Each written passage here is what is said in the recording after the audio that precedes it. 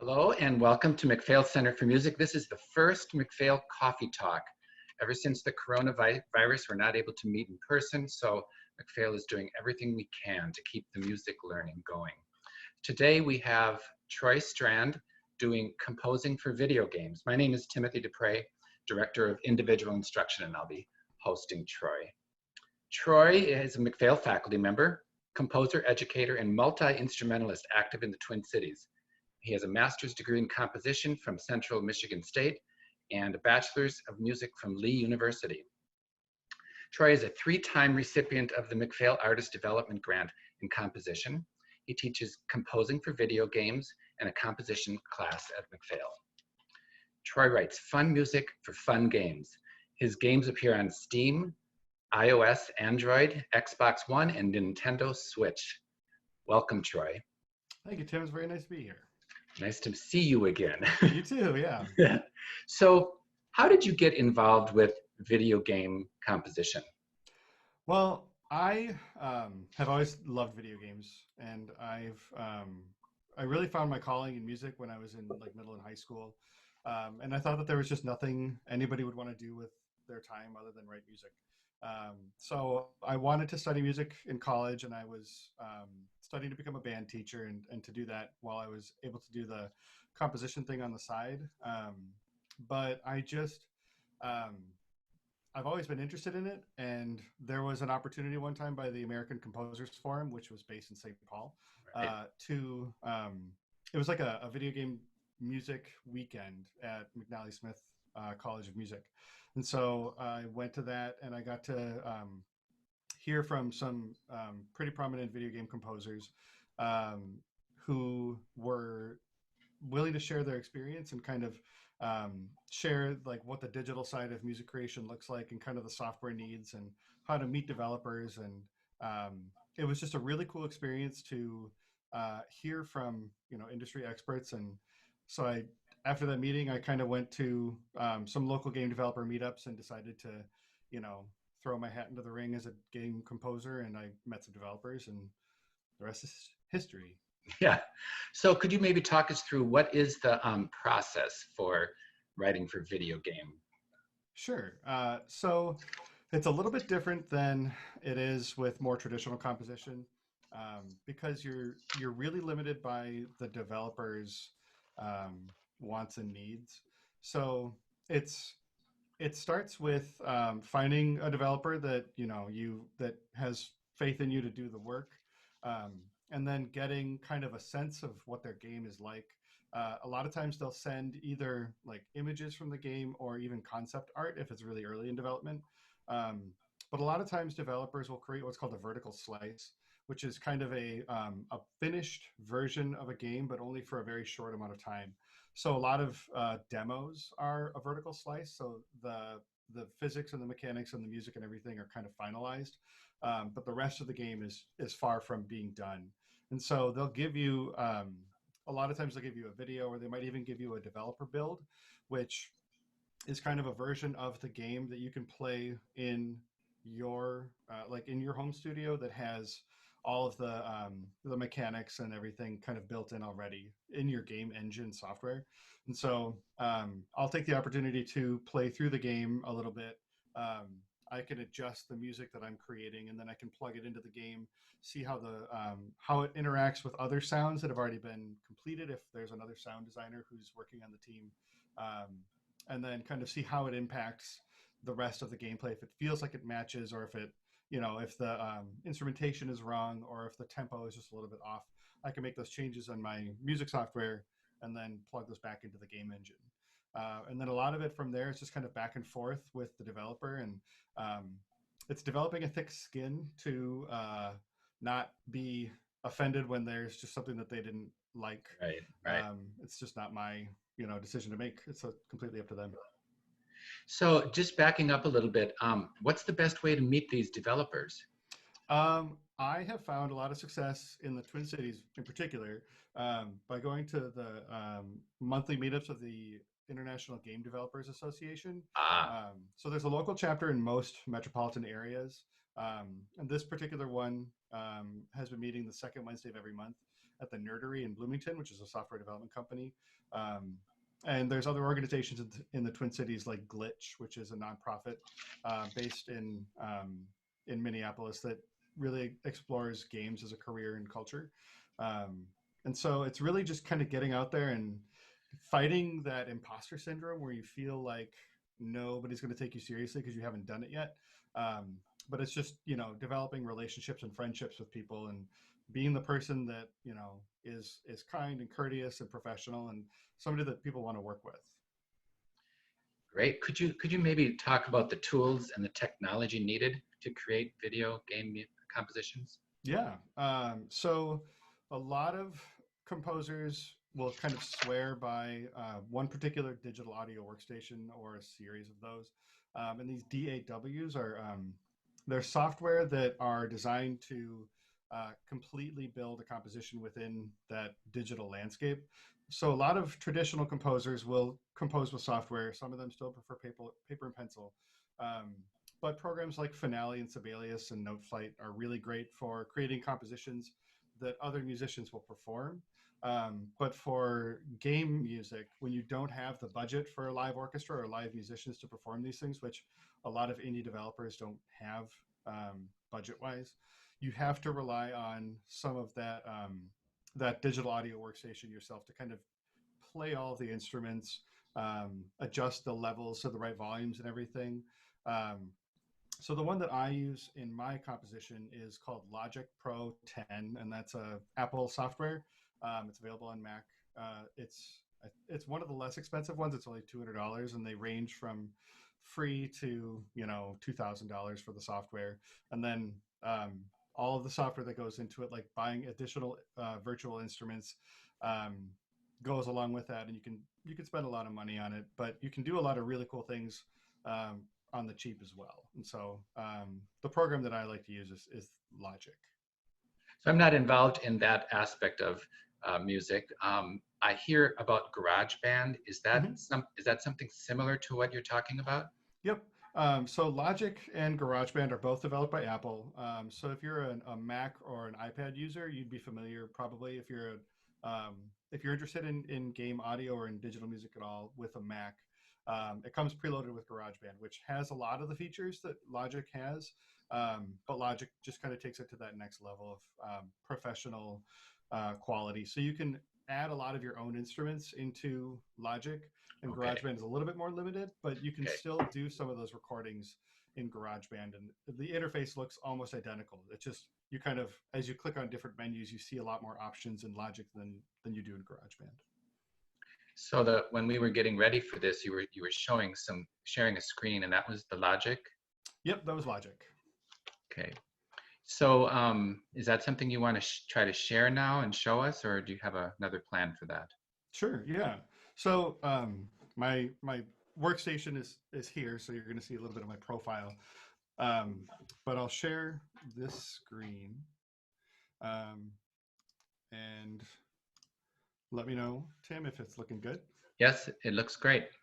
Excellent. So this is just a little for this little conversation today. Um, so kind of the layout of this, you have a left, right, you have this, it's basically, and so all of your different parts are these MIDI regions, and MIDI is it's a music term for musical instrument digital interface, and it's kind of this industry standard communication between like your keyboard and your software here. So play, and then they'll communicate to your computer with this common language. And so if I open this up, I have this little bass synth. I have in here what's called a piano roll, and I can see all the different notes, but it just looks a little complicated because a lot of colors in different, spots. So I have like 13, 14, 15, and 16 for all of our music terms. So we have all of our different, 16th notes and everything. But then on the left, I have all of my different pitches. And so as I go up, my keyboard is going up. And so a little bit disorienting for a lot of musicians. Hey,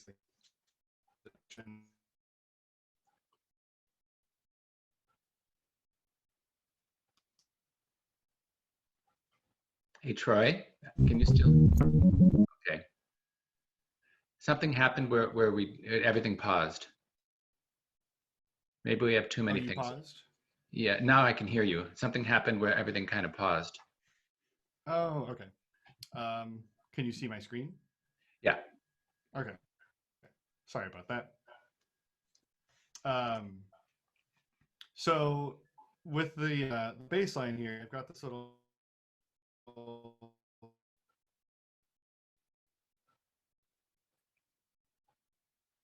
record a new part. I can adjust where the actual pitches or where the actual notes go. I can adjust how loud or soft they are. And so everything's a very visual medium with this music software. So I applied a little bit of filtering.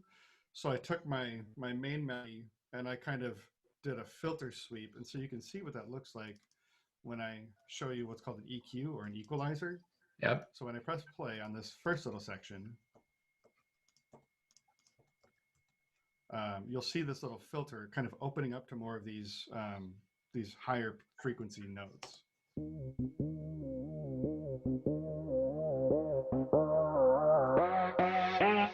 And so you kind of get this like coming out of the water Yeah, situation. it's cool. And so I can adjust that a little bit. And then as it plays beyond, we'll introduce that little bass line here.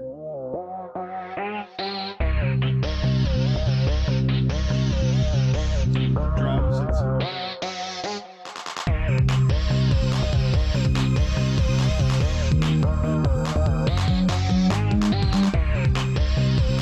and so you can layer all these different things and you can, delete whole sections. So if I wanted to just do like the bass and the drums, I can delete these two. And then as it plays these,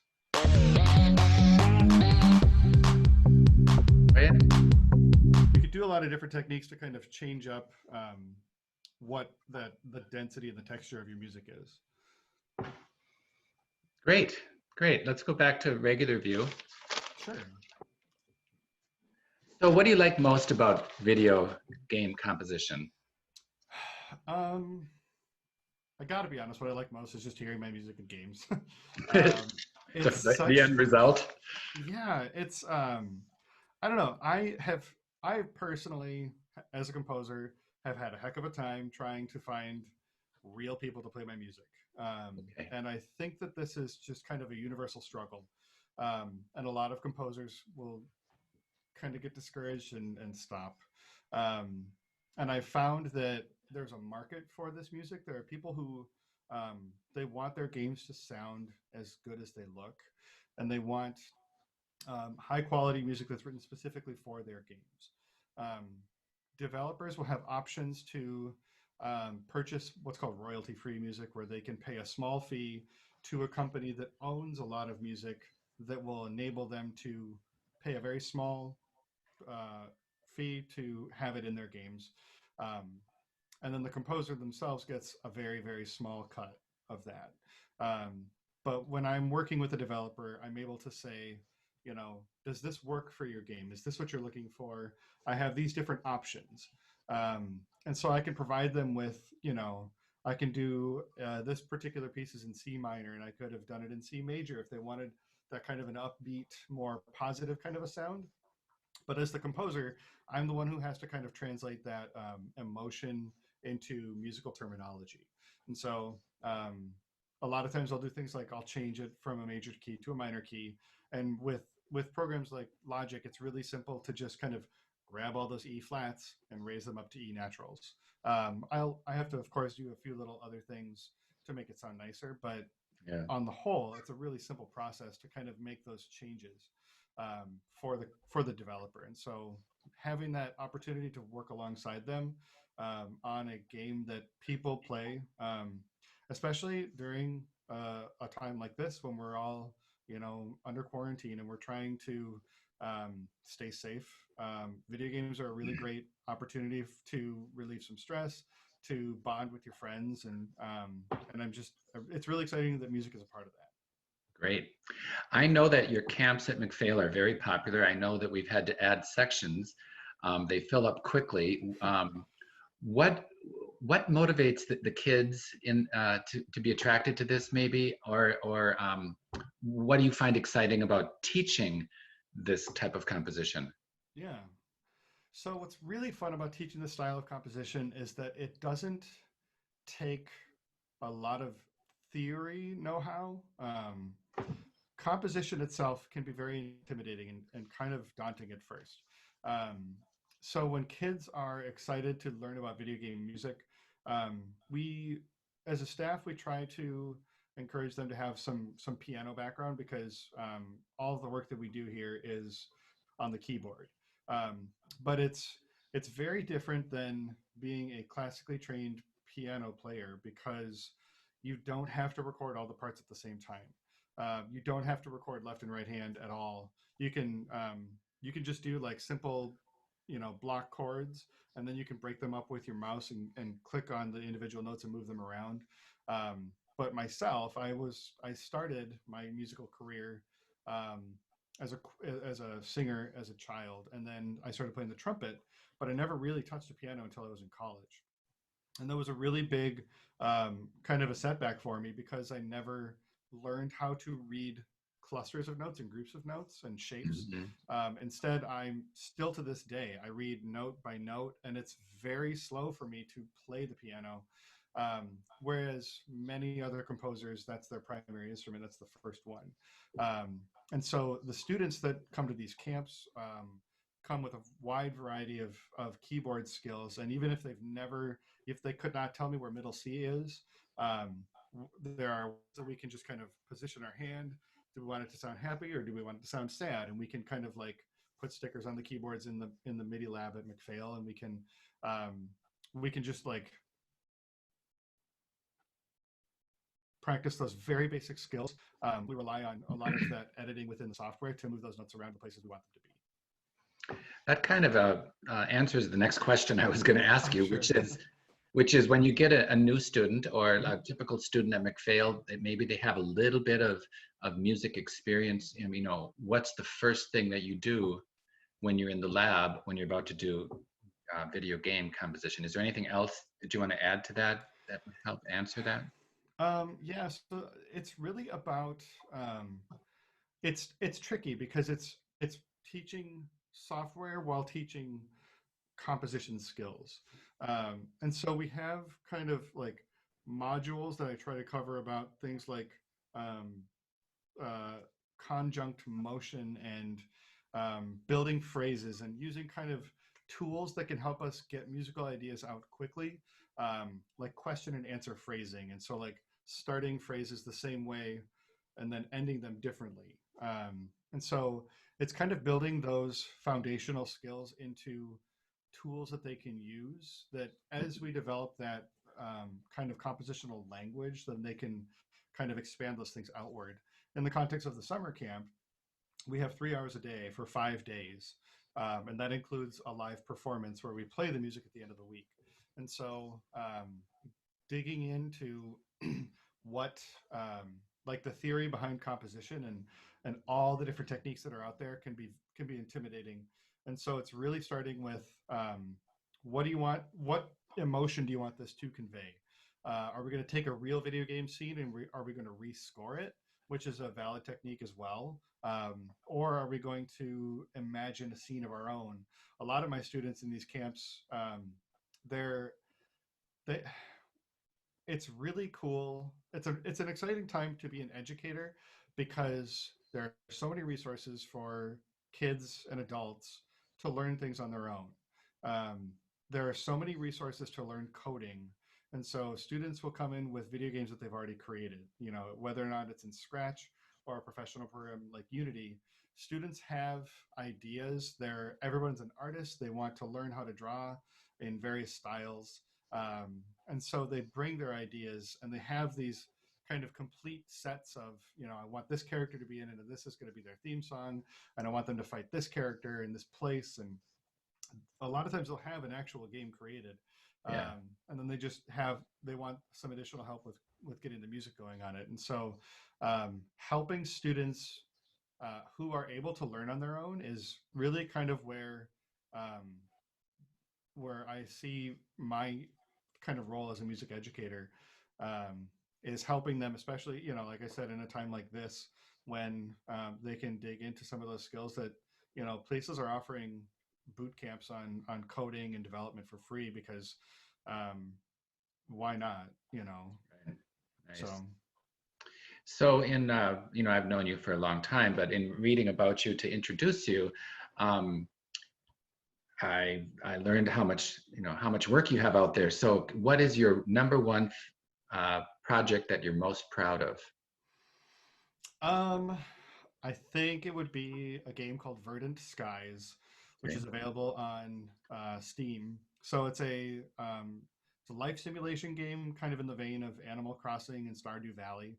Um, it's developed by a local team here, and it's a completely hand drawn game um, with a diverse cast of characters who um, have different kind of motivations and interests, and you kind of crash land on this faraway planet, and you're trying to build a small civilization there and attract other people to come and be a part of this colony.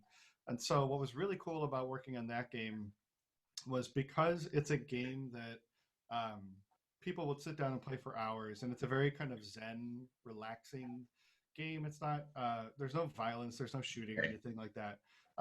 So for this particular game, we wanted kind of a score that could kind of shift and adapt as players change what they're doing. And so instead of just creating like a variety of tracks that start here and end here, I have a variety of tracks that have layers of different options for different melody tracks that are a little bit more prominent or less prominent, different harmony clusters depending on where you are in the map, and that can kind of follow along with different kind of piano chord structures, um, different drum tracks that the video game software can actually fade in and out as you change where you're walking and kind of what you're doing, so that you're never really listening to the same track twice. There's, you know, billions of combinations of all the different what we call biomes in the game. So if you're in the swamp, you'll hear different chord patterns than if you're up in the mountains. But the overall music behind it, with the drum lines that are possible, can be faded in and out in a variety of different combinations. And so we spent a lot of time on that one, um, and we had a lot of back and forth about kind of the style of it. And so there are a lot of sketches that I left on the floor for that one, but Hmm. the best ones stayed in the game, and so I'm very proud of that one. Great. I We only have a few minutes that I can tell. So two more questions. I know that you teach in the camps and you have private students and all that. Can you think of one student, one completed project that you found very exciting or the student is extremely proud of? Yeah, there was a uh, I had an opportunity to um, participate in a like a lobby event at the Minnesota Orchestra, um, co-sponsored by Glitch, which is the a local nonprofit that promotes game design and development. Um, and so I had we were kind of talking about the role that video game music plays, because it was kind of like a pops concert with some kind of broad appeal style music to kind of get people in. And see kind of like what classical music is all about. It's not just a bunch of dead composers like people might think. It's this living, breathing kind of community. And so I had a game that I had done some music for, but I also opened that game up to some students to put in their own music as well. And so at the end of the camp that year, they had their music in a game that they could play anywhere they wanted to. And so on our little workstation, we had, which music track did you like the most? Um, and I had a student named Max who composed some music for it, and pretty much every single person was like, "I like this music the most," and it was like, he had like 90% of the votes, and I had like 8%, and then another student had two, and so it was really neat to see like this kid, is just knocking it out of the park right away, and he was like 14 or 15 at the time, Wow. and so Yeah, I've had students who have reached out to developers to offer to put music into their games, even from our camps. Um, and so they've gone on to you know, I don't know where that's landed since because it was just last summer. But you know, games take a long time, and it's just really cool to see like students connecting with developers, especially younger developers who are kind of new to the industry. Um, and you know, really just work together to make something that's really cool and that people will enjoy. Yeah, well, congratulations on that. So one final question. Do you have any advice for any novice composer, yeah, video, Sure. video music related? um the biggest thing is, well, the first thing I would say is develop a thick skin early. Get used to people not liking your music and disagreeing with the choices that you have made, because everything comes down to a choice. um, and what may be high quality music um, may just not be the right music for a particular game or a particular scene. And so even if you have a favorite, um, let it be your favorite. But if it's not the developer's favorite, that's okay. um, Follow Learn written communication skills, practice Mhm. those, respond to emails professionally and on time. If you're in school and you're not checking your email every day, multiple times a day, highly recommend that you change that habit and just stay connected, um, and respond right away. You might get an offer to do music for a game, but if you don't respond in time, they're going to go with somebody else. Because ultimately, anybody who's interested in this work can do this work, but it's the people who show up and are professional and courteous and kind to work with are the ones that developers are going to work with over and over again. And so if you procrastinate or if you fail on a commitment, developers will remember that and they'll talk to each other. I mean, it's a very small community. Um, and it's the people who get things done with courtesy and professionalism that are the ones who are invited to do it again. Sounds like you could apply that to anything in life. Show up, be kind, Yeah. never give up. Yep. And I mean, that's what I always tell people I love about teaching music is that those are the skills that musicians have. You know, Yeah. we're collaborative and we're prompt and we're courteous, and we know, you know, that this is what makes the world go around, and we have to do so. All right. Well, this has been great. Thanks for giving us this time and sharing your expertise, and maybe we'll do another one in the future. Okay? I think, Absolutely. I think really hope we get to do more of these kinds of things. okay. Thanks a lot. Bye-bye. Bye, Thank you. everyone. Bye.